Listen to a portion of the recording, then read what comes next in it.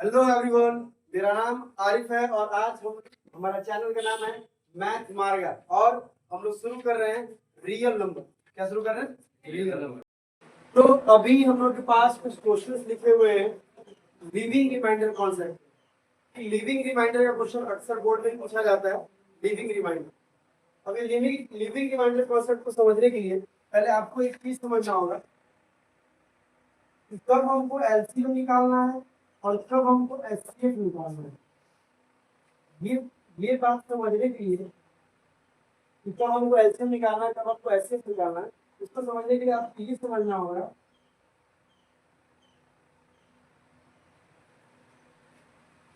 Divide और divided by. Divide और divided by ये दो अलग अलग सेंटेंस वर्ड्स हैं, डिवाइड और डिवाइडेड। जैसे हम बोलते हैं कि 2 and 3 डिवाइड, यानी 2 और 3 किस नंबर को डिवाइड कर रहा है, यानी 2 और 3 कोई नंबर है जिसको 2 और 3 क्या कर रहा है, डिवाइड कर रहा है। ओके, अब हम लोग आते हैं एलसीएम की तरफ, जो हमारा क्वेश्चन है क्वेश्चन नंबर 12। इसमें हमको एलसीएम निकालना है, पता चल गया है। और नंबर क्या है 35, 56 और 91। हम क्या करेंगे एलसीएम निकालने की 35, 56 और 91, और एलसीएम निकालने के बाद जो आएगा उसमें प्लस कर देंगे जो रिमाइंडर बचने वाला। क्या करेंगे कि सब में सेम एलसीएम वाला, सब में सेम रिमाइंडर आना चाहिए 7। क्या करेंगे सारे नंबर का एलसीएम निकाल देंगे, उन दोनों का एलसीएम, और जो एलसीएम आएगा उसमें रिमाइंडर बचने वाला उसको क्या कर देंगे 2। लेकिन वही अगर बोलेगा डिफरेंट रिमाइंडर, क्या बोलेगा तो इसमें डिफरेंट रिमाइंडर बोला, इस केस में क्या करेंगे हम कि एलसीएम निकाल लेंगे 28 और 32 का, और इसमें से माइनस कर देंगे। क्या माइनस करेंगे तो या तो फर्स्ट नंबर का डिफरेंस या सेकंड नंबर का डिफरेंस, यानी या तो 28 में से 8 घटा दो या 32 में से 12 घटा दो। दोनों केस में आने वाला 10 ही है। दोनों केस में क्या आएगा 10। 28 में से 8 जाएगा तो कितना बचेगा, सॉरी 20 बचेगा, और 22 में से कितना जाएगा तो क्या बचेगा 20 बचेगा। तो दोनों में से किसको भी ले सकते, तो यहाँ पर हम लिखेंगे 28 माइनस 8, पूरी अगर चाहे और 32 माइनस 12 भी। ओके, अब इसको थोड़ा हम फॉर्मूला फॉर्मेट में लिख देते हैं ताकि आपको समझ में आए। फॉर्मूला फॉर्मेट लिख देते हैं ताकि जब आप रिवीजन करने बैठे तो आपको समझ में आए। देखिए पहले तो फिक्स रहेगा कि एचसीएफ निकालना है कि एलसीएम। पहले एचसीएफ का समझ, जब सेम रिमाइंडर आपको रिमाइंडर अगर हमारे पास नंबर है कोई n1 तो दूसरा नंबर है n2 तो कोई तीसरा नंबर है n3, और इसको हर केस में रिमाइंडर r1 चाहिए, तो क्या करेंगे एचसीएफ निकालेंगे। और किसका एचसीएफ निकालेंगे n1 minus r1 common n2 minus r2 common n3 minus r1। तो मैं r1 सेम रिमाइंडर एक केस में, लेकिन यहाँ पे हमको 6 में से किसको माइनस कर दिए और 4 का 35 में से भी माइनस कर दिए। लेकिन अगर डिफरेंट रिमाइंडर बोलेगा, अलग अलग रिमाइंडर का बोलेंगे तो हम क्या करेंगे कि एचसीएफ निकालेंगे। लेकिन मान लो एचसीएफ हमारे कोई नंबर है n1 n2 n3 और बोला रिमाइंडर आना चाहिए r1 r2 और r3, तो हम क्या करेंगे एचसीएफ निकालेंगे n1 minus r1 comma n2 minus r2 comma n3 minus r2। ठीक है, दूसरे हमारे पास यहाँ नंबर था 320, 320 और 457। इसमें रिमाइंडर कितना आना चाहिए 5, इसमें से 5 घटाएंगे। 447 में रिमाइंडर कितना आना चाहिए 7, उसमें से 7 घटाएंगे और ऐसे। ठीक है, इसको वीडियो पॉज करके देखिए।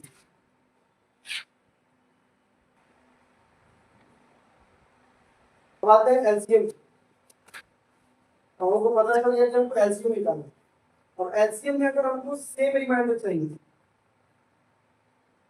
सेम रिमाइंडर चाहिए, मान लो कोई नंबर n1 है, n2 है, n3 है, और तीनों केस में इसको रिमाइंडर r1 चाहिए, तो क्या करेंगे, पहले एलसीएम निकालेंगे। देखिए एचसीएफ के केस में हम लोग माइनस करके एचसीएफ निकालेंगे, लेकिन एलसीएम के केस में पहले एलसीएम निकाल लेंगे नंबर्स का, n1 n2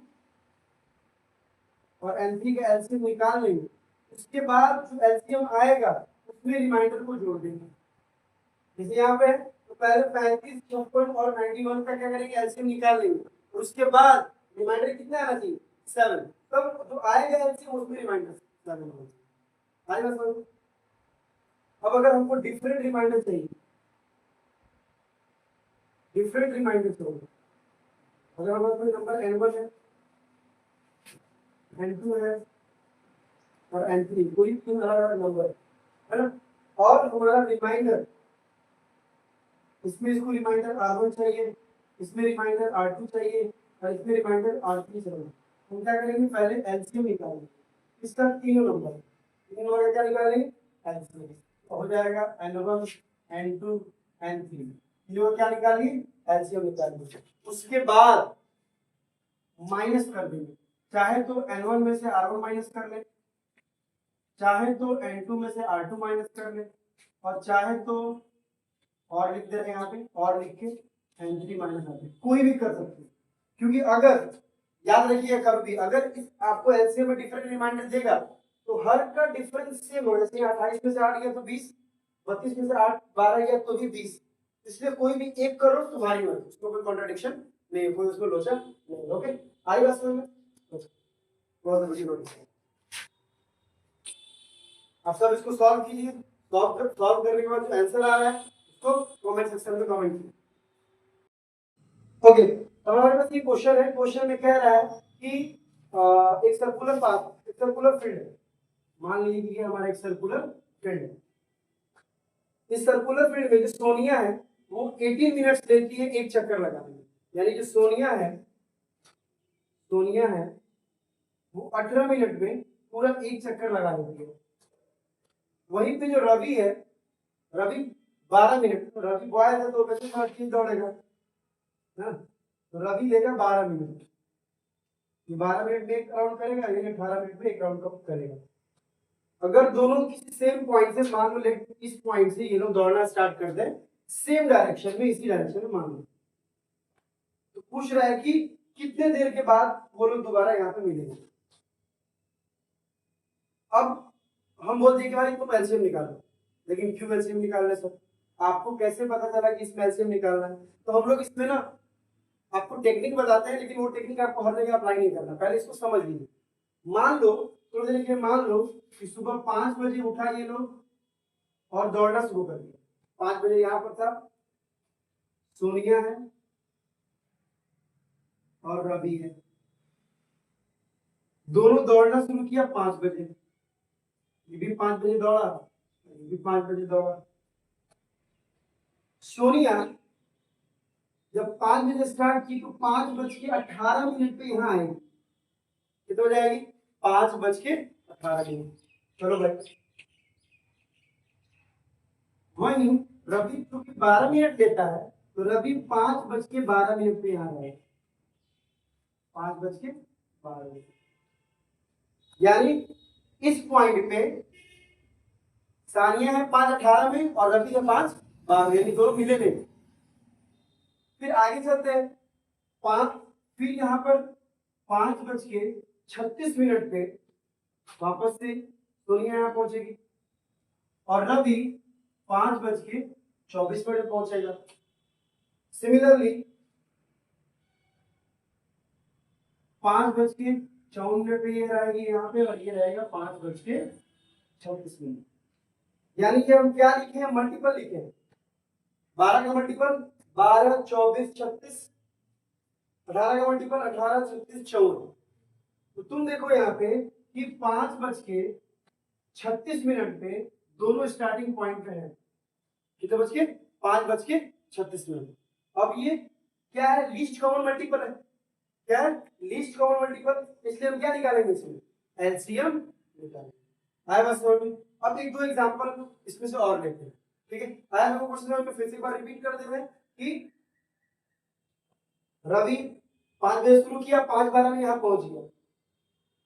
अब 5:12 में सोनिया कहाँ होगी, तो पीछे कहीं होगी क्योंकि उसमें दौड़ रही है। जब तक सोनिया यहाँ 5:18 में पहुंचेगी, रवि आगे निकल गया रहेगा। क्योंकि 5:24 में यहाँ पहुंचेगी, पहुंचेगा कौन, रवि 5:24 पे, और रवि पहुंचेगी सोनिया पहुंचेगी 5:36 पे। तो 5:36 पे रवि भी यहाँ पे रहेगा और सोनिया यहाँ पे रहेगी। तो स्टार्टिंग पॉइंट, इसलिए हम क्या निकालेंगे, एलसीएम निकालेंगे। अब एक दो और एग्जांपल करेंगे, आपको अच्छे समझ में आ जाएगा। इसको मिटाइए। सपोज कर लो, एक एग्जांपल लेते हैं रैंडम, कि हमारे पास 3 बल्ब है, एक रेड कलर का जलता है, एक ब्लू कलर का जलता है और एक येलो कलर का जलता है, ठीक है। अब रेड वाला जो है सपोज करो हर 2 मिनट में जलता है, ब्लू वाला जो है वो हर 4 मिनट में जलता है, और येलो वाला जो है नेक्स्ट हर 6 मिनट में, हर 6 मिनट में। अब इन समझो बात को कि क्या हुआ कि इन तीनों बॉल को जैसे तुम जलाओगे तो जला, अभी जलाए, फिर जल के बंद हो जाएगा, फिर 2 मिनट बाद ऑटोमेटिक जलेगा, फिर 2 मिनट बाद ऑटोमेटिक जलेगा। ये ऐसे हर 4 मिनट में जलेगा और ये 6 मिनट में जलेगा।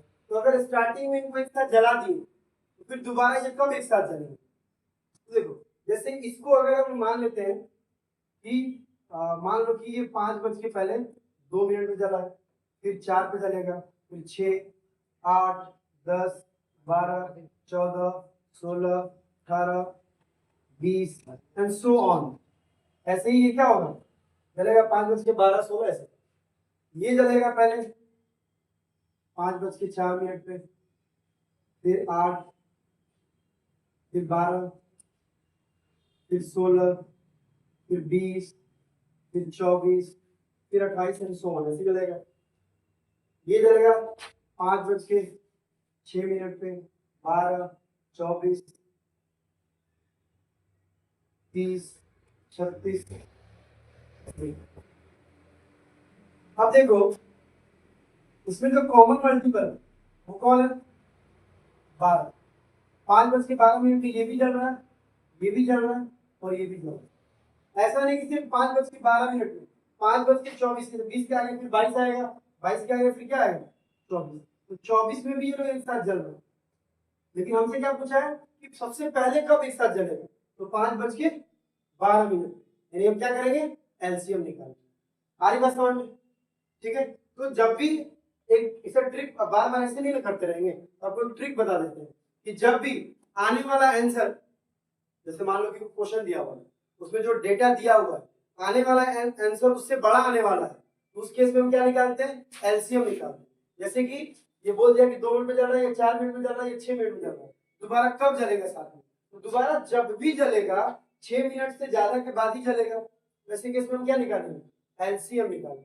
और जब कम आने वाला है तो क्या निकालेंगे, एचसीएफ निकालेंगे। होप आपको बात समझ में आ गई। और एक दो एग्जांपल लेते हैं, तो वीडियो पॉज करके इसको लिख लीजिए। ओके, अब हम एक एग्जांपल लेंगे, इस पे क्या निकालना हम सोचेंगे। बोला मैथ का 20 को टीचर है, साइंस का 12 को टीचर है और एसएसटी का 24 को टीचर है। अब ये लोग गए ट्रिप पे घूमने, कहाँ गए, ट्रिप पे घूमने, और ये घूमने गए और तुम जो है मैनेजर हो, मतलब इन लोग का मैनेजर तुम ही हो, मान लो तुम इनके मैनेजर हो। अब इनको रूम में रखना है, सबको एक रूम में रख दिए तो मार हो जाएगा। मैथ वाला बोलेगा हम बेस्ट है, साइंस वाला बोलेगा हम बेस्ट है, एसएससी वाला बोलेगा हम बेस्ट है, तो झगड़ा हो जाएगा। इसलिए ऐसा डिसाइड किया गया कि इनको अलग अलग रूम में रखा, इसमें रखा जाए। अब तुम कॉमन सेंस वाली बात सोचो कि अगर इनको अलग अलग रूम में रखा जाएगा तो जितना भी रूम चाहिए, जितना भी रूम चाहिए वो इन नंबर से छोटा होगा कि इन नंबर से बड़ा होगा। यानी 20 से ज्यादा रूम चाहिए, 12 से ज्यादा रूम चाहिए, 24 से ज्यादा रूम चाहिए कि इनसे कम रूम में रख जाएंगे, इससे कम रूम। यानी जब भी कम आंसर आने वाला है तो हम समझ जाएंगे हम क्या निकालना है, एचसीएफ निकालना। क्या निकालना है, एचसीएफ। यानी गिवन नंबर से आने वाला आंसर कम है तो हम क्या निकालेंगे, HCF। अब इसमें HCF क्यों निकालेंगे? अच्छा मान लीजिए पूछे कि इसमें HCF क्यों निकालेंगे, देखिए बात को समझिएगा। जैसे अगर मैथ के टीचर को हम लोग अगर एक रूम में रखते हैं तो इसका फैक्टर लिखिए 1 2 4 और 5। एक रूम में या तो एक एक टीचर रहे, या दो दो टीचर रह सकते हैं, या चार चार रह सकते हैं, या पांच पांच रह सकते हैं। अगर साइंस में लिखेंगे तो 1 2 3 4 6 और 12 6 इतना रह सकते। एसएसटी का 1 2 3 4 6 और 12 8 8 छूट गया, 8 भी लिख देते हैं, 8 अभी 12 अभी ठीक है। अब आप देखो कि अगर हम लोग एक रूम में एक टीचर रखते हैं तो रख सकते हैं, बट जो स्कूल वाला है तुम बहुत मार मारेगा, बोलेगा तुम एक स्पेशल ट्रिप ले गए, तुम एक में दो चार को रखो, है ना। हमको बराबर टीचर रखना है, हर रूम में बराबर बराबर टीचर होना चाहिए। या तो हम एक एक रख सकते हैं, एक एक रखेंगे तो बिल ज्यादा आएगा, स्कूल को लॉस होगा। दो दो रख सकते हैं, तीन तीन सब में रख सकते हैं। ये तो एसएसटी वाला तीन तीन हट जाएगा, साइंस वाला भी हट जाएगा, लेकिन मैथ में तीन है ही नहीं। तीन तीन रखोगे तो 6 3 18 और दो को एक में दो को बच जाएगा, तो वहां पर फिर क्या दूसरे किसी को लेके आओगे, नहीं रख सकते। चार रखेंगे तो चार चार का पेयर बन सकता है, पांच पांच नहीं हो सकता, 6 6 साइंस और एसएसटी में तो हो जाएगा, लेकिन मैथ में नहीं होगा। इसलिए जो हमारा कॉमन फैक्टर है वो क्या है, 4, यानी हर रूम में चार चार लोग रह गए। इसलिए हम क्या निकालेंगे इस केस में, एचसीएफ निकालेंगे। अब अगर यहाँ क्वेश्चन पूछे कि एक रूम में कितने टीचर्स रहेंगे तो 4 रहेंगे। अब अगर क्वेश्चन पूछ दिया कितने रूम चाहिए, कितना रूम चाहिए, तो हम क्या करेंगे भाई, मैथ अगर एक रूम में 4 रहेंगे तो मैथ के लिए कितना रूम चाहिए, मैथ्स के लिए कितना रूम चाहिए, मैथ्स टीचर के लिए तो 20/4 यानी कितना, 5 रूम मैथ वाले को दे दो। साइंस वाले को कितना रूम दोगे, 3 रूम दे दो। और एसएसटी वाले को कितना रूम दोगे, एसएसटी वाले को कितना रूम दोगे, 6 रूम।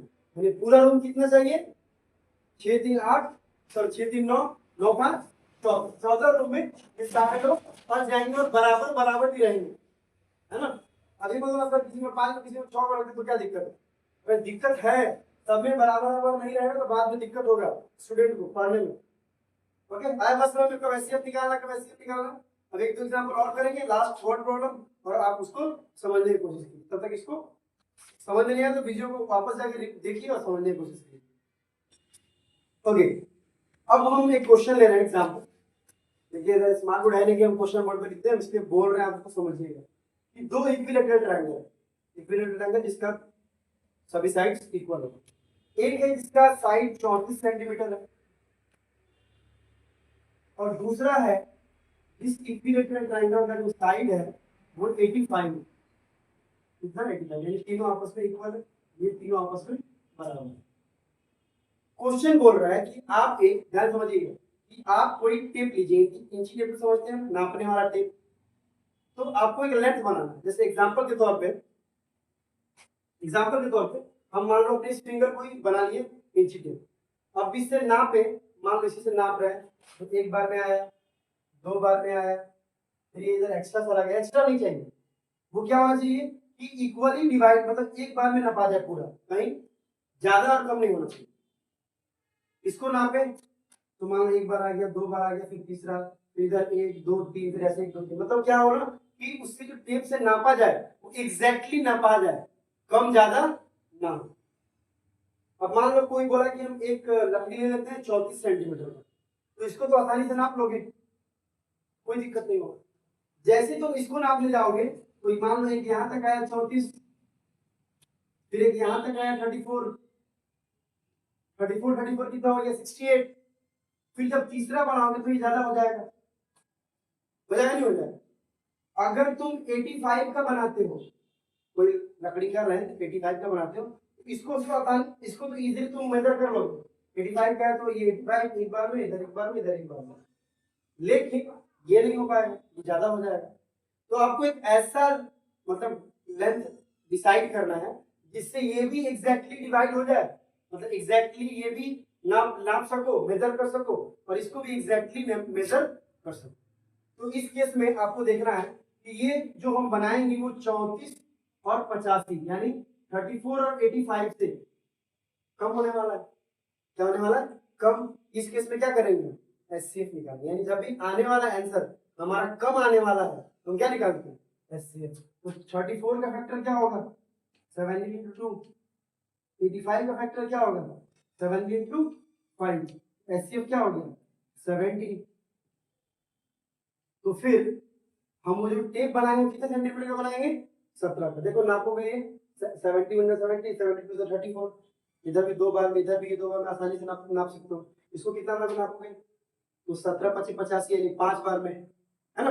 अब क्वेश्चन में यहाँ से घुमा भी सकता है कि उस लेंथ से इन दोनों को कितने बार में नाप पाएंगे। तो इसमें लगेगा 17 2 2 और 2 यानी 17 सेंटीमीटर एक बार, 17 दो बार, फिर इसको भी दो बार, इसको दो बार, तो 6 बार ये होगा।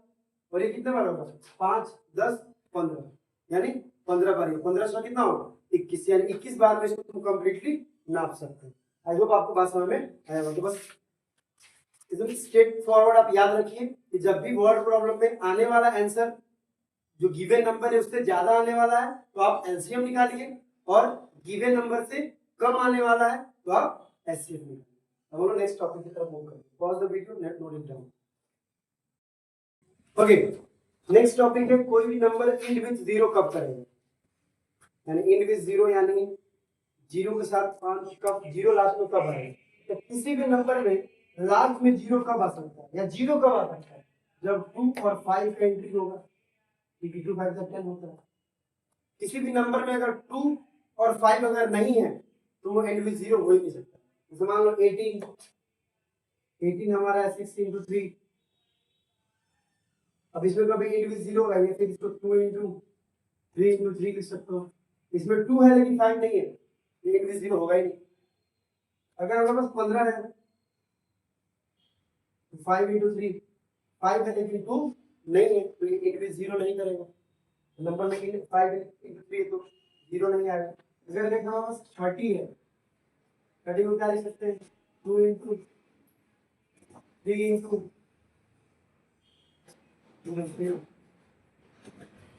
अब इसमें 2 भी है और 5 भी है, 2 भी और 5 भी, इसलिए इसके लास्ट में इसके लास्ट में जीरो। अगर सिर्फ 2 रहेगा, ये सोचने वाली बात है, अगर सिर्फ 2 रहेगा तो भी जीरो नहीं हो सकता, सिर्फ 5 रहेगा तो भी जीरो नहीं हो सकता।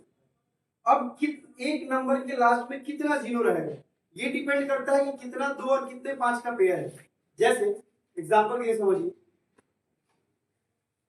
समझिए, अगर हम एक नंबर लिख दिए 2 स्क्वायर 3 × 5 का पावर 3 × 7। अब एक नंबर है, ये जो भी नंबर है इसके लास्ट में कितना जीरो आएगा, तो आप देखो 2 और 5 का कितना पेयर बन रहा है, यानी ये है 2 × 2 × 3 × 3 सॉरी 3, और ये हो गया 5 × 5 × 5 × 7, यानी इसको दो बार लिख दिए, ये 3 है, 5 3 बार है और 7 है। ये 2 और ये 5 यानी ये दोनों मिलके एक जीरो बनाएंगे, 5 5 2 10, और ये दो 5 मिलके एक जीरो बनाएंगे, 5 2 10। इसके बाद अगर हम इन तीनों को मल्टीप्लाई करें तो क्या जीरो आएगा? नहीं आएगा।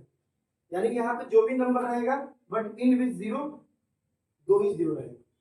ठीक है ना? जितना 2 और 5 का पेयर बनेगा उतना लास्ट में जीरो आएगा। अगर दे दिया 2 का पावर 6 × 3 का पावर 5 × 5 का पावर 4, क्वेश्चन पूछ दिया कि इसमें कितने लास्ट में कितने जीरो रहेंगे। हाँ मैंने जीरो भी दिया है, तो कितना भैया 2 यहाँ पे 6 और यहाँ 5 4 है, पेयर कितने का बन रहा है? 4 का। इसमें भी 4 2 है और इसमें भी 4 5 है, यानी एंड विद जीरो करेगा और इसमें 4। आई होप इतना बात आपको समझ में आया होगा। अब इससे क्वेश्चन क्या आता है? क्वेश्चन देता है कि शो कीजिए कि ये एंड विद जीरो करेगा नहीं करेगा। फिर बोलेगा check whether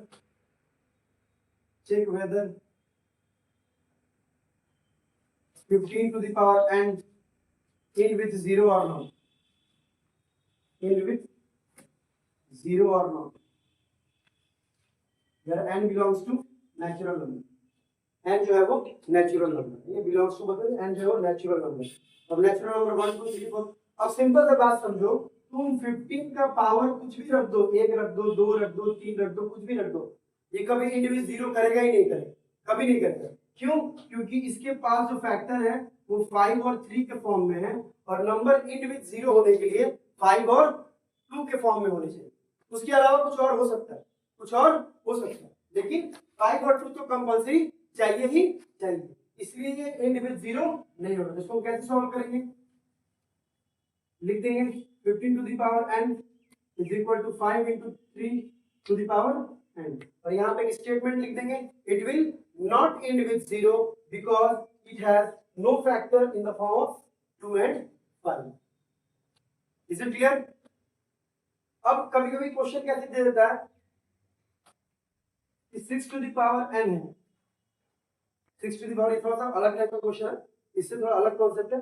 6 to the power n है, इसके लास्ट में हमेशा क्या है? अगर n नेचुरल नंबर है, अगर n belongs to natural number है, तो आप बताइए कि ये जो इसका इसको जो करेंगे, यानी 6 की जगह पर 1 रख दिए, या 6 की जगह पर 2 रख दिए, या 6 की जगह पर 3 रख दिए, तो ये किस नंबर के साथ खत्म होगा? तो अब इसका कोई फॉर्मूला नहीं है, इसको आपको प्रैक्टिकली देखना होगा। 6 का स्क्वायर क्या होगा? 6 का पावर 1 क्या होगा? 6 का स्क्वायर क्या हो जाएगा? 36। 6 का क्यूब क्या हो जाएगा? 216। तो इंडिविजुअल किसके साथ कर रहा है? 6 के साथ, है ना? तो अगर ऐसे क्वेश्चन दे दे तो आपको प्रैक्टिकली करके देखना होगा। बोल दिया 3 to the power n, individual किसके साथ करेगा? अगर n नेचुरल नंबर है तो आपको क्या करना है? 3 का 1, 3 का 2, 3 का 3, 3 का 4 रख के देखिए। 3 का 1 3, 3 का स्क्वायर 9, ये हो जाएगा 27, और ये हो जाएगा 36 नहीं है 81, क्या होगा? 81। अब इसमें हम डिटरमाइन नहीं कर सकते, अगर ऑप्शन दिया हुआ है 1 1 2 3 9 7, तो हम उसको बोलेंगे नहीं, वी कैन नॉट डिटरमाइन। क्यों? क्योंकि कोई फिक्स नहीं है इसमें, कोई इसमें फिक्स नहीं है, लेकिन इसमें फिक्स है, सब में 6 6 आ रहा है ना? तो उसको ध्यान देना है, ये आपको एग्जांपल लेके सॉल्व करके देखना होगा। Is it clear? Pause the video now. Okay, अब ये क्वेश्चन है, ये भी बहुत फेमस क्वेश्चन है, बहुत बार पूछा हुआ क्वेश्चन है, ठीक है ना? इजी है। बोल रहा है explain why this and this are is composite. ये क्यों कंपोजिट है? अब कंपोजिट नंबर क्या होता है? अगर हम आपको बोलेंगे कि आप शो कीजिए कि 4 एक कंपोजिट नंबर है, तो आप क्या कीजिएगा? लिख के दिखा दीजिएगा कि इसके पास 2 से अधिक फैक्टर है, या ऐसे लिखिए 1 2 4, इसके पास अधिक फैक्टर है। तो फिर आपको हम बोलेंगे कि शो कीजिए 15 कंपोजिट नंबर है, तो आप क्या कीजिएगा? लिख दिएगा सर ये 5 into 3 के फॉर्म में लिख दिए, यानी ये 5 से भी डिविजिबल है, 3 से भी डिविजिबल है, यानी फैक्टर है ना? उसी तरीके से अगर इसको हमको दिखाना है कि ये कंपोजिट नंबर है, तो हम क्या करेंगे? पहले हम लेंगे 7 into 11 into 13 plus 13, इसमें से क्या कॉमन ले सकते हैं? 13। यहाँ क्या बच जाएगा? 7 into 11 प्लस यहाँ क्या बच जाएगा? 1। फिर इसको हम क्या लिख सकते हैं? 13 11 7 से 77 प्लस 1, ये हो जाएगा 13 into 78। अब ये जो भी नंबर है वो 13 से भी डिविजिबल है और 78 से भी डिविजिबल है, इसलिए ये क्या होगा? कंपोजिट हो गया। सिमिलरली अगर इसमें से हम कॉमन लेंगे 7 into 6 into 5 into 4 into 3 into 2 into 1 plus 5, इस सब में 5 कॉमन है, सब में से क्या कर दिए? 5 कॉमन निकाल दिए, यहाँ बच जाएगा 7 into 6 into 4 into 3 into 2 plus 1। अब इसको आप मल्टीप्लाई कीजिएगा तो आ जाएगा 1008। मल्टीप्लाई कीजिएगा कितना हो जाएगा? 1008 प्लस 1, ये क्या हो जाएगा?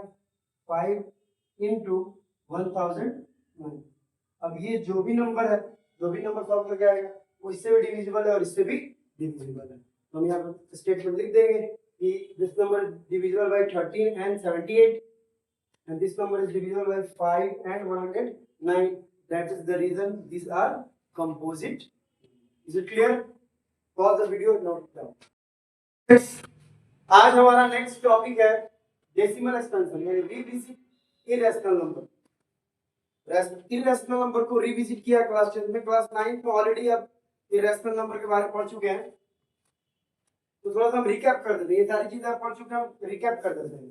तो डेसिमल एक्सपेंशन हमारा होता है 3 टाइप्स का, एक होता है टर्मिनेटिंग, एक होता है नॉन टर्मिनेटिंग रिपीटिंग, और एक होता है non terminating non repeating.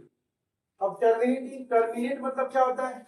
Suppose किसी को जॉब से टर्मिनेट कर दिया गया, यानी इसको जॉब से निकाल दिया गया, खत्म कर दिया गया, तो अगर डेसिमल के बाद नंबर खत्म हो जाते हैं, जैसे लिख दिए 3.965, अब यहाँ डेसिमल के बाद जो नंबर तीन डिजिट है उसके बाद नंबर डिजिट आगे नहीं, टर्मिनेट हो गया, तो खत्म हो गया। यहाँ पे non terminating non repeating, non terminating repeating, यानी कोई नंबर 3.99999 ये जो हमारा है इसको क्या बोलेंगे? Non terminating but repeating. खत्म तो नहीं हो रहा है लेकिन क्या कर रहा है? नंबर रिपीट कर रहा है। अब इसको ऐसे लिख सकते हैं 3.9 ऊपर ऐसे बार लगा दिए, मतलब ये नंबर बार बार रिपीट कर रहा है ना, और ये तो खत्म ही हो चुका है। नॉन टर्मिनेटिंग नॉन रिपीटिंग क्या होता है?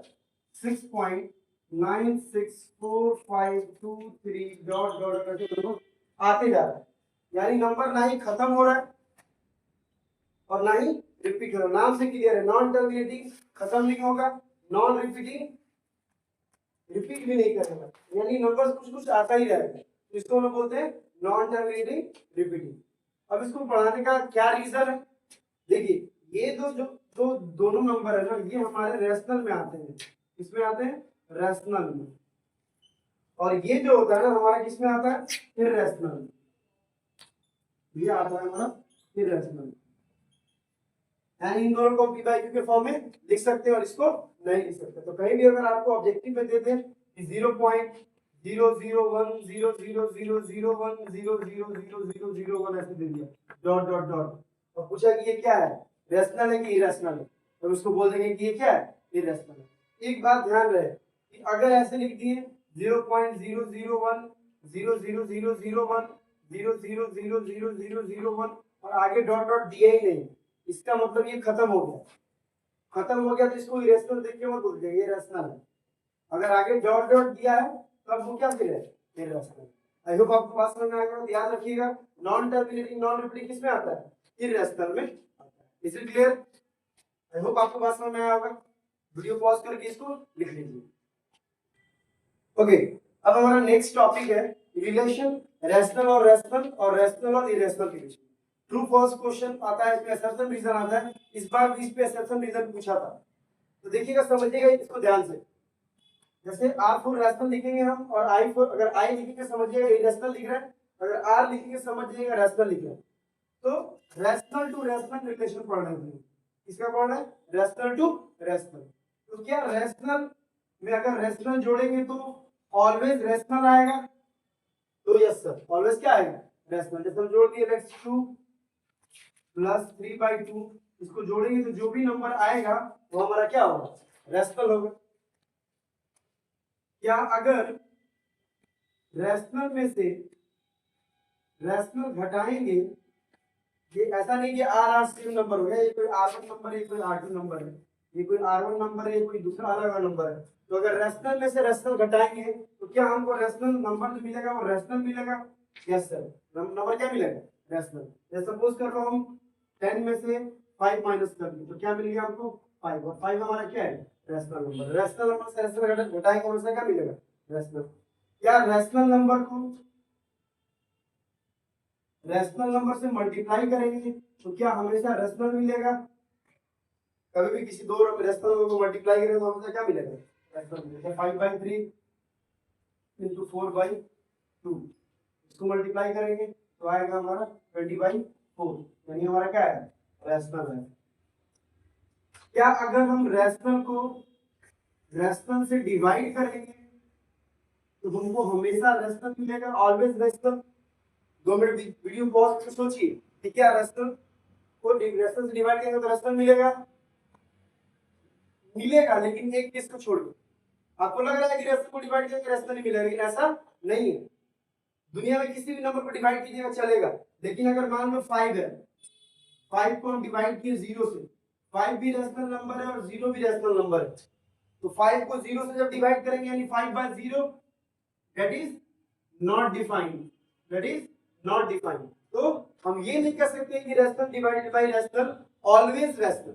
हाँ, rational divided by rational rational होता है, लेकिन रेशनल नंबर को रेशनल नंबर से डिवाइड करेंगे तो हमेशा रेशनल नहीं आएगा। ये एक एक्सेप्शनल केस है, इस केस में रेशनल को रेशनल से डिवाइड करने के बाद हमको मिलता है नॉट डिफाइंड।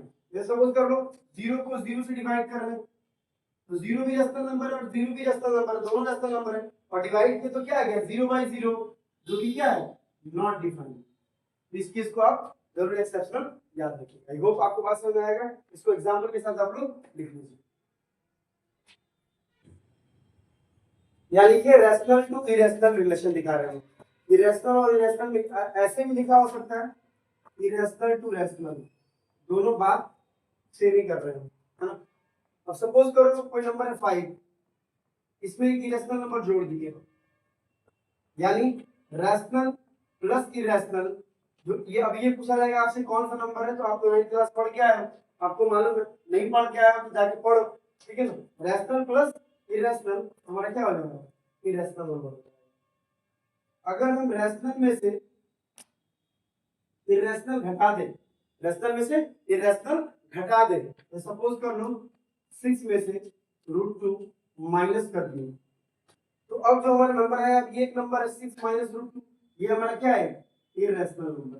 तो इसमें हम ऑलवेज लिख सकते हैं irrational plus irrational always irrational, rational minus irrational always irrational. Next, अगर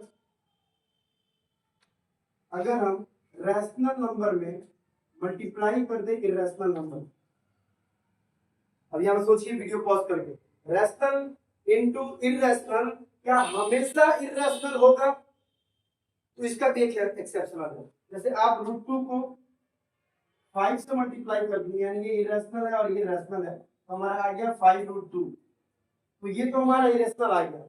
लेकिन अगर हम ले लिए √7 और इसमें 0 से मल्टीप्लाई कर दिए, ये इरेशनल है, ये रैशनल है, मल्टीप्लाई करने पे आ गया 0, जो कि रैशनल हो गया। तो rational into rational, rational into irrational irrational होता है, बट कहीं लिखा हुआ है rational into irrational always irrational, that is false.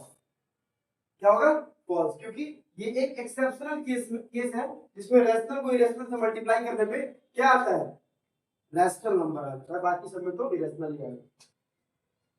Next हमारा है, अगर हम लोग रैशनल को डिवाइड कर दे इरेशनल से, या फिर इरेशनल को डिवाइड कर दे रैशनल से। देखिए, रैशनल को इरेशनल से डिवाइड करना या इरेशनल को रैशनल से डिवाइड करना ऑलवेज रैशनल नहीं होगा।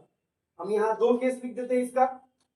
अगर हमारा रैशनल नंबर 0 है, इसको डिवाइड किए √5 इरेशनल से, तो आंसर क्या है 0।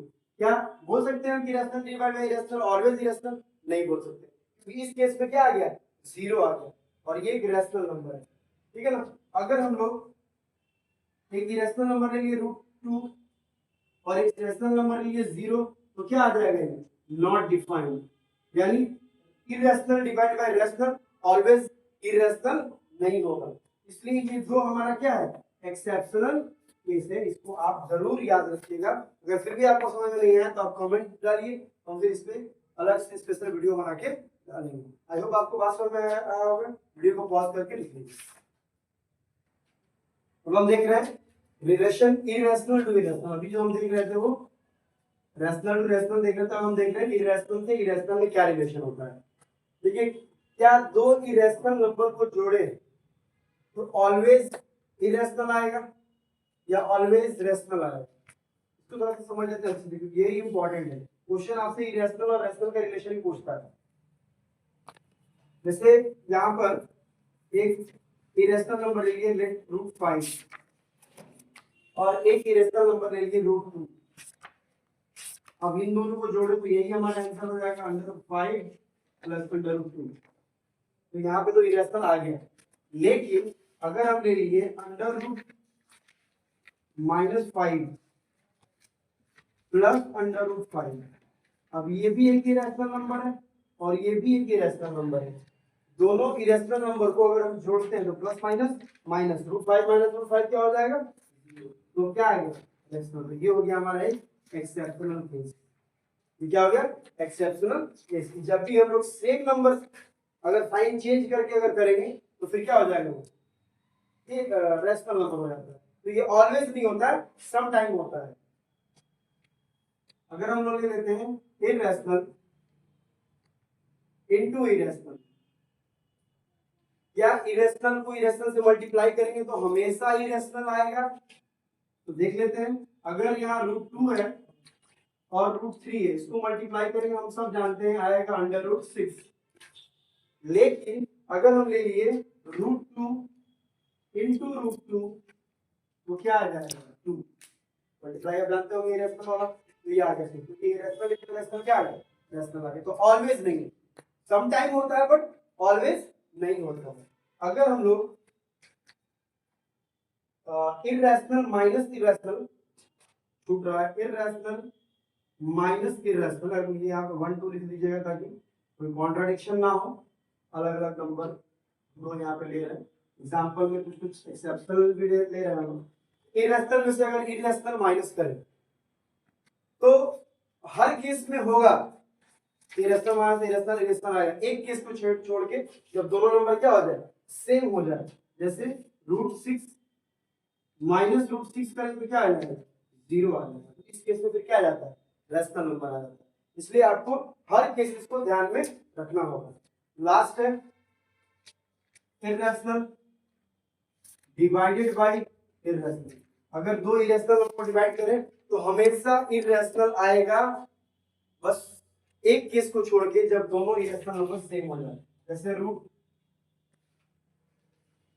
√8 अपॉन √2। अब क्या ये इरेशनल है, घटाएंगे हम लोग सिंप्लीफाई करेंगे तो ये कितना आ जाएगा 4 √4, तो ये क्या हो जाएगा 2। तो ये दिखने में इरेशनल था लेकिन एक्चुअली में क्या है रेशनल। तो हम ये नहीं कह सकते हैं कि irrational divided by irrational, always irrational, some time irrational some time irrational. √5 upon √5 कर दिए तो करके क्या आ गया भैया हमारा 1 आ गया, और ये क्या है 1 रैशनल नंबर है। तो ध्यान रखना है इन सब चीजों को। देखने में थोड़ा सा अजीब टाइप का लग रहा है लेकिन ये बहुत इंपॉर्टेंट है। जब सेशन रीजन इस बार इतना टफ पेपर पूछा था उसमें भी इस तरह के क्वेश्चन थे, तो ध्यान से इसको पढ़ लेना। Pause the video and note it down. Okay students, तो अब जो हमारा नेक्स्ट टॉपिक है इरेशनैलिटी प्रूफ करना, वो इस फूल की तरह हरा भरा है। कुछ आया नहीं है, पेपर कितना टफ बना है कितना इजी बना है फर्क नहीं पड़ता है। वो ये क्वेश्चन हमेशा हरा भरा रहता है, एकदम एग्जाम में आता ही आता है। इसलिए आपको इसको क्या करना है इस फूल की तरह ध्यान से समझ लेना है। चलिए भाई, ये क्वेश्चन हम लोग सॉल्व करते हैं कॉन्ट्राडिक्शन मेथड से। किस मेथड से? Contradiction method. तो पहले जानते हैं कि कॉन्ट्राडिक्शन मेथड होता क्या है। देखिए, जब कोई दो बात आपस में टकरा जाए, यानी कोई दो बात, हम आपसे कुछ बोले और आप कुछ बोले और हमारे आपके बीच में विवाद आ जाए, कोई चीज सही बैठ ना फिट ना बैठे, तो फिर उसको हम क्या बोलते हैं कॉन्ट्राडिक्शन मेथड। अभी तक के आपके 1 से लेकर 10 तक के लाइफ में पहली बार कॉन्ट्राडिक्शन मेथड आया है। आगे 11th 12th में बहुत सारे थ्योरम हम लोग कॉन्ट्राडिक्शन मेथड से प्रूफ करेंगे, लेकिन 10th में फर्स्ट टाइम आया है। अब क्या होता है कि इसको हम थोड़ा सा इंट्रोडक्शन पहले दे देते हैं। सपोज कीजिए एक चोर है, उस चोर को हमको चोर प्रूफ करना है। अब चोर को अगर चोर प्रूफ करना है तो पहले क्या करना होगा, मानना होगा कि वो ईमानदार है। क्या मान लिए? मान लिए कि वो ईमानदार है। उसको ईमानदार मानने के बाद उसके सामने 2-4 किलो सोना रख देंगे, है ना, कि भाई तुम थोड़ा इसको ध्यान ध्यान दे के इसको रखो, हम आते हैं थोड़ा उधर से। और जब उधर से आएंगे तब तक तो लेके भाग गया रहेगा और प्रूफ हो जाएगा कि वो चोर है, क्योंकि हमारा मानना गलत था कि वो ईमानदार है। अब ये नहीं किसी के सामने 2-3 किलो सोना रख दो, लेके निकल जाएगा, प्रूफ होता रह जाएगा, लोगों के गाना गाने मन को पकड़ा के तुमको बढ़िया तुम बजाएंगे, है ना। तो इसी तरीके से √2 को पहले हम रैशनल मानेंगे, उसके बाद हम उसको प्रूफ करेंगे। उसके पहले दो बात बस आपको समझ लेना है। सबसे पहले आपको समझना है एक थ्योरम आपको समझना होगा। इसके लिए थ्योरम ये कहता है कि अगर, थ्योरम कोई बहुत बड़ा बात नहीं कहता, सिंपल सा बात कहता है कि अगर पी स्क्वायर को, लेट कोई नंबर है ए, अगर डिवाइड करता है, इफ ये सिचुएशन बनता है, देन पी को भी ए डिवाइड करेगा। सर ये क्या लिख दिया सर, थोड़ा अच्छे से समझाइए, समझाते हैं अच्छे से समझिए तब ना। देखिए सपोज करो 10 का स्क्वायर है, 10 के स्क्वायर को 5 डिवाइड कर रहा है। अब 10 का स्क्वायर क्या है भैया, तो 10 का स्क्वायर है 100, 100 को आसानी से 5 क्या कर देगा, डिवाइड कर देगा। तो अगर ये 10 के स्क्वायर को डिवाइड करता है तो फिर ये 10 को भी डिवाइड करेगा। ये थ्योरम ये है। एक दो और एग्जांपल ले लेते हैं। सपोज करो कि 15 के स्क्वायर को अगर 3 डिवाइड करता है कि नहीं करता, पहले चेक कर लो। अब 15 का स्क्वायर क्या होगा, 225 अपॉन 3, 3 7 21 and 3 5 15, 75 टाइम्स में काट दिया इसको। तो अगर ये 15 के स्क्वायर को 3 डिवाइड कर रहा है, 15 के स्क्वायर को 3 डिवाइड कर रहा है ना, तो 15 को भी ये डिवाइड करेगा। ये कोई बहुत बड़ा लॉजिक नहीं है, सब आप जानते हो इस बात को, है ना। बट इसको थ्योरम बना के देखिए। एक एग्जांपल और लेते हैं। अगर 7 के स्क्वायर को 2 डिवाइड करता है, देखते हैं करता नहीं करता। 7 का स्क्वायर क्या है, 49 अपॉन 2, क्या डिवाइड करेगा, नहीं सर नहीं करेगा। तो अगर इसके डिवाइड 7 के स्क्वायर को 2 डिवाइड नहीं कर रहा है तो भैया 7 को भी नहीं करेगा। बात सिंपल, इसे क्लियर। तो याद रखिएगा कहीं पे अगर हम लिख दिए पी स्क्वायर डिवाइड 2, अगर लिख दिए p square divide 2, then p also divide 2, तो बौखला मत जाइएगा कि क्या लिख दिए। ये बात पहले हम बता दिए। क्या बता दिए हैं कि अगर पी स्क्वायर को 2 डिवाइड कर रहा है तो पी को भी 2 डिवाइड करेगा। अगर हम लिखेंगे बार बार, ऐसा बार बार लिखने नहीं मिलेगा। अगर क्यू स्क्वायर को 3 डिवाइड कर रहा है तो क्यू को भी डिवाइड करेगा। आई होप आपको बात समझ में आ गया होगा। एक बार इसको वीडियो दोबारा जाके देख लीजिए, बैक करके समझ लीजिए। अगर आपको ये समझ में आ गया तो आसानी से आप स्टडी प्रूफ समझ जाओ। Okay, pause the video and note it down. अभी पॉज कर दो। ओके, अब एक आता है कोप्राइम नंबर। इसको प्रूफ करने के लिए 2 चीज आना चाहिए आपको। कोप्राइम नंबर क्या होता है, अब कोप्राइम किसको बोलते हैं कि अगर कोई 2 नंबर है, लेट्स 15 लेंगे और 16 लेंगे, है ना। अब 15 और 16 में क्या कोई कॉमन फैक्टर है, यानी कोई एक ऐसा नंबर है जो इन दोनों को डिवाइड कर दे। तो सर ऐसा कोई नंबर नहीं, 1 है, 1 को छोड़ दो, 1 तो एक्सेप्शनल है, 1 को छोड़ दो। तो ऐसा नंबर जो 15 और 16 दोनों को डिवाइड कर दे, नहीं, पॉसिबल नहीं। तो ये नंबर क्या कहलाएगा भैया, कोप्राइम कहलाएगा। क्या कहलाएगा, कोप्राइम। जैसे हम लिख दिए 16 और 18, क्या दुनिया का कोई भी एक ऐसा नंबर है जो इन दोनों को डिवाइड कर देगा? यस सर, तू ही कर देगा दोनों को, दूसरा तो थोड़ी है ना, यही काट देंगे। तो फिर ये कोप्राइम नहीं है। यानी अगर हम कह दिए, कि P और Q दोनों कोप्राइम है, अगर हम कह दिए P और Q दोनों कोप्राइम है, तो दुनिया का कोई भी नंबर इन दोनों को डिवाइड नहीं कर सकता है। लेकिन अगर कर रहा है इसका मतलब हम गलत माने हैं। इसका मतलब क्या माने, गलत माने। याद रखिए, कोप्राइम नंबर कभी भी किसी 2 नंबर से डिवाइड नहीं होगा। लिखिए सपोज करो 25 और 16, क्या इसमें कोई कॉमन फैक्टर है, यानी कोई ऐसा नंबर है जो दोनों को डिवाइड कर दे? नहीं है। तो ये क्या है, कोप्राइम। आई होप आपको कोप्राइम समझ में आया होगा, है ना। तो फटाफट बताइए 20 और 16 कोप्राइम है? गुड, नहीं है, क्योंकि इसको कौन डिवाइड कर देगा भैया, 2 डिवाइड कर देगा, 4 डिवाइड कर देगा, है ना। चलिए फटाफट से बताइए 50 और 26 कोप्राइम है? वेरी गुड है। इसको कौन डिवाइड कर देगा, वही नहीं करेगा, 1 करेगा, इसलिए को प्राइम है। आई होप आपको बात समझ में आ गया होगा। तो वीडियो पॉज कीजिए और एक दो एग्जांपल खुद से लेके सॉल्व कर लीजिए। तो आ गया सदाबहार क्वेश्चन जो हमेशा पूछता है, ठीक है। इसका वैरायटीज ऑफ क्वेश्चंस करेंगे हम लोग। पहला बेसिक कर लेते हैं, prove that root 5 is irrational number. सबसे पहले स्टेप बाय स्टेप याद रखना है। पहला स्टेप, एग्जाम में स्टेप मत लिख देना भैया, ये समझाने के लिए है ना। पहला स्टेप आपको लेट कर लेना है root 5 is equal to p by q, यानी रूट 5 रैशनल नंबर है, पी बाई क्यू के फॉर्म में है। Where P and Q are co-prime. P and Q are co-prime. चलिए, तो पहला बात रूट 5 P बाई Q के फॉर्म में है और P और Q क्या है, को प्राइम। देखिए को प्राइम में बताया ना, को प्राइम किसी एक नंबर से नहीं कटेगा। हम लोग करने क्या वाले हैं उसको पहले ही आपको हम समराइज कर देते हैं। हम लोग कैसे भी करके दिखा देंगे कि P और Q को प्राइम नहीं है। क्या करेंगे, कैसे भी करके दिखा देंगे कि P और Q को प्राइम नहीं है, और वही कॉन्ट्राडिक्शन हो जाएगा कि हमारा मानना गलत था, ये को प्राइम है, और इसलिए मानना गलत था कि ये रैशनल है, एक्चुअली में ये इररेशनल है। वही छोर वाला मेथड हो जाएगा। पहले इसको ईमानदार मान लेंगे और बाद में प्रूफ कर देंगे भाई ईमानदार तो है नहीं, इसका मतलब चोर है। चलिए, तो मान लीजिए इसके बाद क्रॉस मल्टीप्लिकेशन करेंगे। क्या करेंगे, इसके नीचे 1 छुपा हुआ है, इधर आ जाएगा कितना,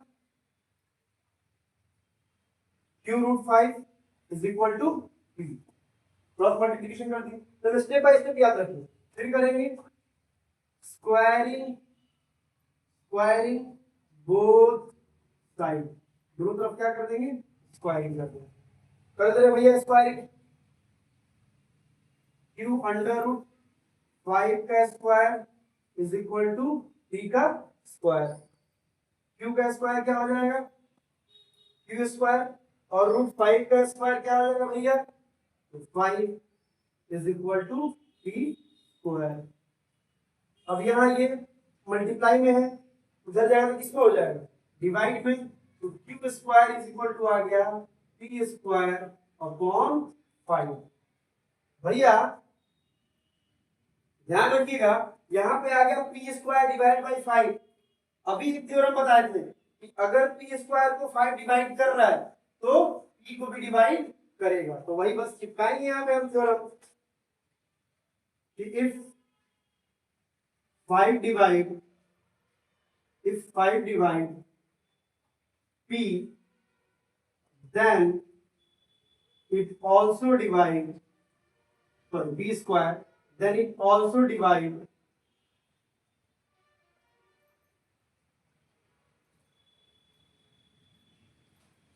divide है ना, डिवाइड। तो if 5 divide P square, then it also divide P, यानी P को भी 5 क्या करेगा, डिवाइड करेगा। अब P फिर से हमारे रिपीट कर देते हैं, कुछ देखिए, पहले तो क्रॉस मल्टीप्लिकेशन कर दिए भैया, उसके बाद स्क्वायरिंग बोथ साइड किए, फिर हम क्या कर दिए, P स्क्वायर यहाँ पे Q का वैल्यू निकाल रहे हैं, तो आ गया P स्क्वायर अपॉन 5। तो P स्क्वायर को 5 डिवाइड कर रहा है तो P को भी डिवाइड करेगा। अब सपोज करो यहाँ पे, अगर यहाँ पे लिखा हुआ है 10/2, तो कट के कुछ ना कुछ आता है, आता नहीं आता। सिमिलरली ये भी अगर डिवाइड कर रहा है तो कुछ ना कुछ कट के यहाँ पे आएगा। मान लेते हैं C, क्या मान लेते हैं, कुछ भी मान लेते हैं, ABCD P को छोड़ कुछ भी मान सकते हो। अब क्या करेंगे, यहाँ पर P का वैल्यू उठाएंगे इक्वेशन 1 से, इसको इक्वेशन 2 मानेंगे, लिखेंगे put the value of P from equation 1 to 2। Equation 1 से उठाए P का वैल्यू और इक्वेशन 2 में पुट कर दिए। अब क्या है इक्वेशन, P का वैल्यू क्या है, यहाँ पे P का वैल्यू क्या है, P किसके बराबर है, P किसके बराबर है भैया, इसके बराबर है। तो P की जगह पे क्या आ जाएगा, Q अंडर रूट 5, और इसको क्रॉस मल्टीप्लिकेशन कर दिए तो क्या हो जाएगा, 5C हो जाएगा। फिर वही जो काम इधर किए हैं सेम काम इधर करेंगे, क्या करेंगे, squaring both side, squaring both side, दोनों तरफ स्क्वायरिंग करते हैं, स्क्वायरिंग करेंगे तो both side q under root 5 c, दोनों तरफ स्क्वायर करेंगे 5c, सॉरी 5c, दोनों तरफ स्क्वायर, यहाँ क्या आ जाएगा, क्यू स्क्वायर रूट 5 का स्क्वायर क्या आ जाएगा 5, और यहाँ क्या आ जाएगा 5c स्क्वायर। अब यहां से अगर हम लोग c का वैल्यू निकालते हैं, c स्क्वायर का वैल्यू, तो ये मल्टीप्लाई में है, इधर किस में आ जाएगा, डिवाइड में, 5 का स्क्वायर 25 होगा, ठीक है, 5 का स्क्वायर 25 और ये c स्क्वायर। अगर हम c स्क्वायर का वैल्यू निकालते हैं, c स्क्वायर का वैल्यू, तो ये मल्टीप्लाई में किसमें चला जाएगा, डिवाइड में, तो 5q स्क्वायर अपॉन 25, ये कैंसिल आउट हो जाएगा कितने बार में, 5 बार में, तो क्या आ गया, c square is equal to q square upon 5। अब यहाँ पर फिर वही चीज आ गया जो पहले आया था, q स्क्वायर को 5 डिवाइड कर रहा है तो q को भी डिवाइड करेगा, तो फिर हम यहाँ पे लिखेंगे if 5 divide q square, then it also divide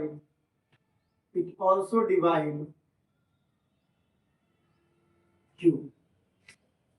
अब यहाँ पे क्या हो गया भैया, यहाँ पे लोचा हो गया, क्या लोचा हो गया कि q को भी 5 डिवाइड कर रहा है यहाँ पर और p को भी डिवाइड कर रहा है, तो हम तो माने थे कि p और q को प्राइम है, और यहाँ पे p को भी 5 डिवाइड कर रहा है और q को भी 5 डिवाइड कर रहा है, यानी यहाँ पे क्या हो गया, हमारा मानना गलत था, हमारा मानना क्या था, गलत था। क्या गलत था देखते हैं, देखेंगे यहाँ पर लाइन जो फेमस लाइन है आपको चिपका देना होगा, ठीक है, वीडियो पॉज करके उसको आप लिखिए, फिर इसके आगे क्या लिखना हम बताते हैं, ठीक है।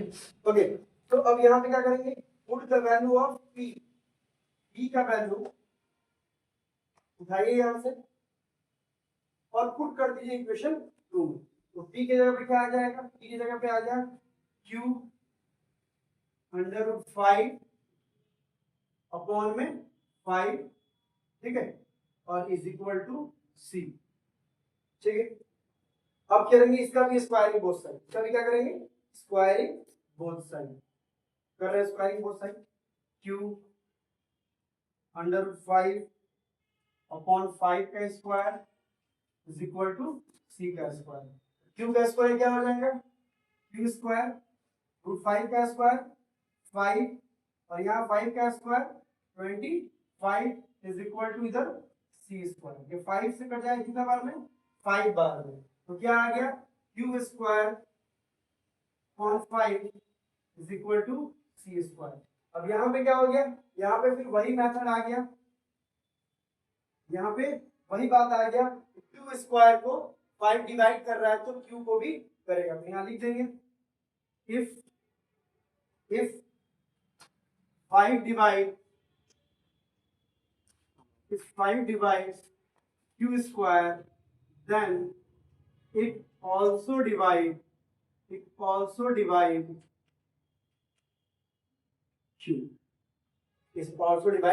q। अब यहाँ पे हो गया लोचा, क्या हो गया लोचा, हम क्या माने थे, p और q को को प्राइम, p और q को हम क्या माने थे भैया, को प्राइम, और प्रूफ हम क्या कर दिए कि p को भी डिवाइड कर रहा है 5 और q को भी डिवाइड कर रहा है 5, तो हम लिख देंगे हियर, यहाँ पर p and q both divided by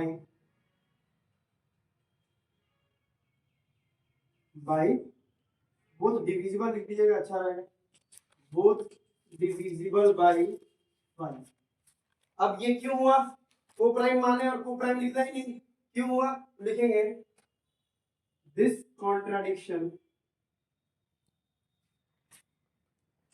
contradiction has arisen because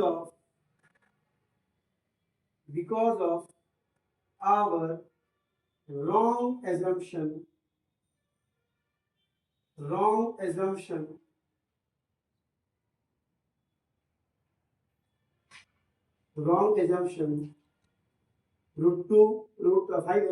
root 5 is rational, so इसलिए root 5 is irrational.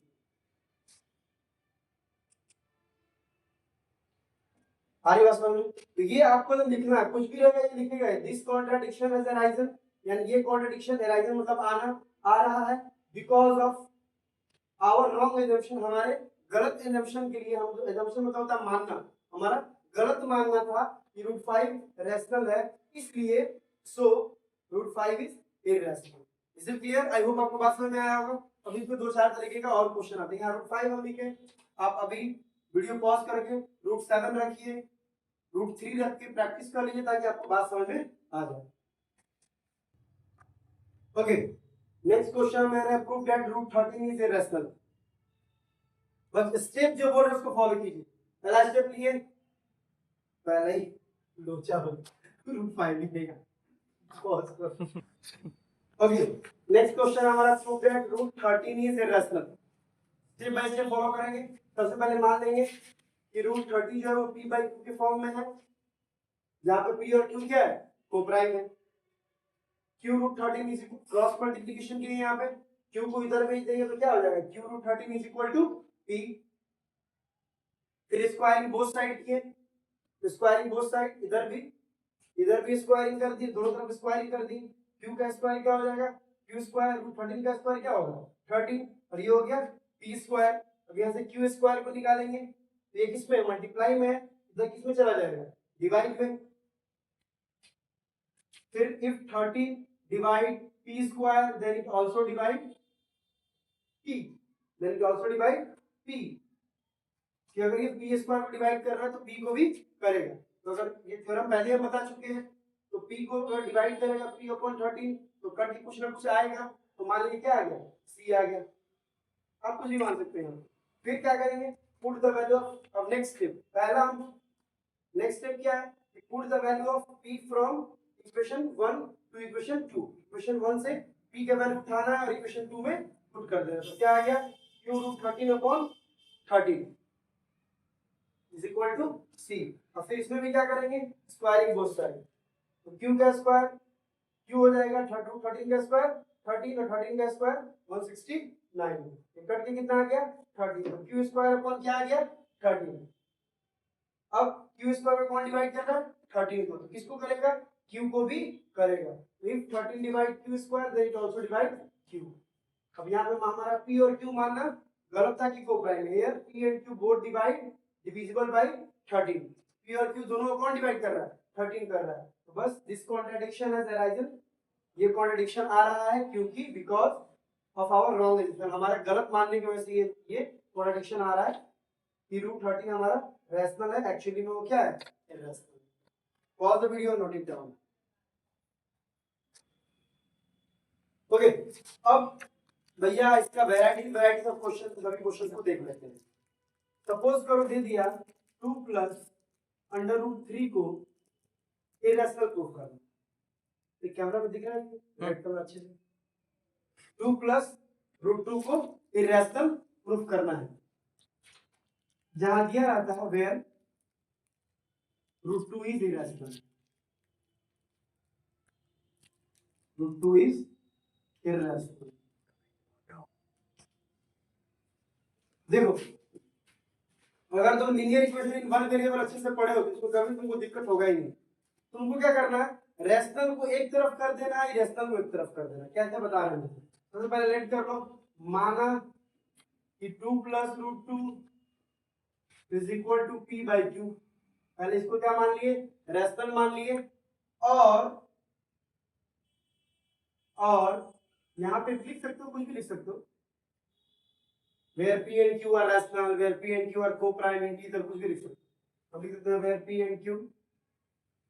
p and q are rational, there p and q are rational. अब देखो इसमें रैशनल पार्ट कौन कौन है, ध्यान दो कौन कौन रैशनल पार्ट है, टू रैशनल है, पी रैशनल है, क्यू रैशनल। ये एक तरफ होना चाहिए और ये इररेशनल है, ये एक तरफ होना चाहिए। यानी जो नजर में गोल का बनाया है वो एक तरफ होना चाहिए और जो नजर में स्क्वायर बनाया है वो रेक्टेंगल बनाया है वो एक तरफ होना चाहिए। तो क्या करेंगे, इस टू को उठा के अंदर भेजेंगे, root two p upon q plus two उधर जाएगा, क्या हो जाएगा माइनस टू, इसका एलसीएम ले लो तो क्या आ जाएगा क्यू, बट्टा का जोड़ तो आता ही होगा सबको, है ना। तो ये आ गया। अब ये हमारा क्या है, तो भैया ये क्या दिया हुआ है, इरेशनल दिया हुआ है और P2Q क्या है, रैशनल है। तो क्या रैशनल कभी एक इरेशनल के बराबर हो सकता है, नहीं। तो वहां बस वो लाइन जो लास्ट लिखे थे ना वो चिपका देना है, लिखना है यहाँ पे कि root two is irrational, root two is irrational, P minus 2Q upon Q is rational. Rational number cannot be equal to irrational number. और उसके बाद वही line चिपकाओ, this contradiction has arisen because of our wrong assumption that 2 plus root 2 is rational, so it is irrational. I hope आपको बात समझ में आ गई। दूसरा एग्जांपल और करेंगे और अच्छे से क्लियर हो जाएगा। Pause the video, note it down. Okay अब हमको प्रूव करना है, prove that 5 plus root 3 upon 7 is, इसको इरेशनल प्रूव करना है जहां पर रूट 3 क्या है, इरेशनल नंबर है। देखो हम बार बार तुमको एक ही बात बोल रहे हैं, तुमको करना कुछ नहीं है, करना तुमको कुछ नहीं है भैया, तुमको कुछ नहीं करना है, सब छोड़ दे, नहीं करना है, थोड़ा बहुत करना है। ये रूट 3 को ना ऐसे समझो कि एक्स है, रूट 3 को क्या समझो एक्स है, बस इसी को निकालना है। तो अब इसको अगर निकालना है, इसको ये एक तरफ होना चाहिए, ये हमारा कहाँ होना चाहिए, एक तरफ, बाकी सब दूसरे तरफ। तो जो उसका बेसिक सिंपलीफिकेशन रूल है वही अप्लाई करो। पहले क्रॉस मल्टीप्लिकेशन कर देंगे, इसको इधर भेज देंगे, इसको इधर मल्टीप्लाई कर दो, तो ये क्या हो जाएगा, क्यू को इससे मल्टीप्लाई करने में क्या हो जाएगा 5Q और प्लस रूट 3Q, इसको इससे मल्टीप्लाई करने में क्या हो जाएगा 7P, क्रॉस मल्टीप्लिकेशन कर दो। फिर इसको इधर से हटाएंगे तो उधर भेजना पड़ेगा, तो root 3Q is equal to 7P, 5Q उधर जाएगा तो क्या हो जाएगा माइनस 5Q। अभी भी अकेले नहीं, इसके साथ ये है भैया, इसको हटाइए, मल्टीप्लाई मतलब किसमें चला जाएगा डिवाइड में, root 3 is equal to 7P minus 5Q upon में Q। हो गया काम, ये हमारा इरेशनल है, ये सारा हमारा रेशनल है, रेशनल इरेशनल के बराबर नहीं हो सकता है। This contradiction has arisen because of our wrong assumption। चिपका दीजिए भैया, बात आई होप आपको बात समझ में आ गया हो। Pause the video, note it down. Okay देखो बेटा, अब फाइनल हम बात बता देते हैं, फाइनल टच दे देते हैं भैया कि अगर कहीं भी अगर ऐसे दे दिया 2 plus 3 divided by 5 plus 7 upon 5 ऐसे दे दिया, बोला इसको इरेशनल प्रूफ करो, तुमको कुछ नहीं करना है, इसको p by q के मानना है, p by q where p and q are rational number लिख देना और कैसे भी करके इसको अलग कर लेना, बाकी सबको अलग कर देना, काम तुम्हारा होगा, फिर रैशनल इरेशनल के बराबर मिलेंगे। लास्ट पॉइंट हम देख रहे हैं, सबसे लास्ट ये सबसे बोल सकते हैं सबसे इससे हाई लेवल नहीं है, तो एक्सट्रीम पॉइंट है, prove that root 2 plus root 3 are is, ध्यान दो, इरेशनल। देखो राइटिंग थोड़ा मेरा ज्यादा अच्छा है, राइटिंग का अवार्ड भी मिला हमको, है ना, इसलिए हम ज्यादा अच्छा लिखते कि दोबारा अवार्ड ना मिले हमें, है ना। तो prove that root 2 plus root 3 is irrational, where, यहाँ पे वेयर रहे नहीं फर्क नहीं पड़ता, ऐसे भी काम करो। अब इसको प्रूफ करना है, इसका मेथड थोड़ा अलग है, इसका मेथड क्या थोड़ा सा अलग है, क्या अलग है भैया, लेट कर रही है, let root 2 plus root 3 is equal to p by Q. अब यहाँ पे तो वो वाला नहीं चलेगा इसको उधर भेजो, उसको उधर भेजो, ये दोनों ही रेशनल है, लोचा हो जाएगा। ऐसे केस जब भी ऐसा केस आ जाए कि दोनों में ही रेशनल नंबर है, तो ऐसे केसेस में हमको करना आता है स्क्वायरिंग बोथ साइड। क्या करना आता है? बस शुरू हो जाए स्क्वायरिंग बोथ साइड। एक स्टेप आगे बढ़ना है तुमको, बस एक स्टेप। अरे वहां से नहीं बढ़ना है, इसमें बढ़ना है। वहां क्या बढ़ना है? वहां आगे बढ़ा दो, इसको स्क्वायर कर इधर और इसको स्क्वायर किया इधर, मतलब स्क्वायरिंग कर दिए। अब ये a प्लस बी का होल स्क्वायर के फॉर्म में है, याद तो होगा ही, बच्चे बच्चे जानता है सब a प्लस बी का होल स्क्वायर। तो a square root 2 square root 3 square plus 2 into root 2 into root 3, ऐसे इसको ब्रेक कर दिए। इज इक्वल टू इधर हमारा आरएचएस में आएगा p स्क्वायर q स्क्वायर। अब रूट 2 का स्क्वायर क्या हो जाएगा भैया? 2। रूट 2 का स्क्वायर क्या हो जाएगा? 2। रूट 3 का स्क्वायर क्या हो जाएगा? 3 प्लस ये 2 रूट 2 इंटू रूट 3 क्या हो जाएगा? Under root 6। तो ये हो जाएगा 2 root 6 is equal to P square और क्यू स्क्वायर। बस यहां तक आना है, बस यहां तक आना है। स्क्वायरिंग बोथ साइड करके ऐसे ला दो। अब देखो ये रेशनल है, ये रेशनल है, ये रेशनल है, ये रेशनल है, ये रेशनल है, ये सारे रेशनल को एक तरफ करो, कहानी खत्म, चैप्टर क्लोज। 2 और 3 कितना है? 5। उधर जाएगा तो कितना हो जाएगा? अरे बोलूंगा जी, -5 है ना।